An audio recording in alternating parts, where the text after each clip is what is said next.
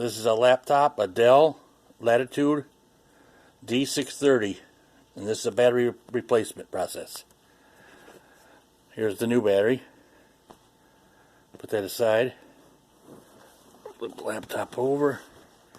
Here's our battery here. We got to remove these. We got to move these two tabs out, away from each other. And there's one. There's two. I'm doing this with one hand, so it's not that easy. You pull the battery towards you slightly, and then lift. There you go.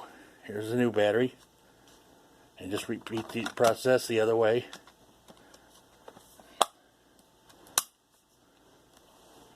That's it. We're done. Flip it over. Let's see if it runs.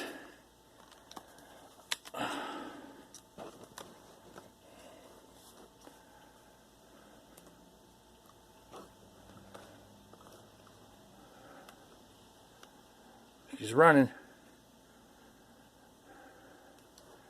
I got a hidden password in there on that.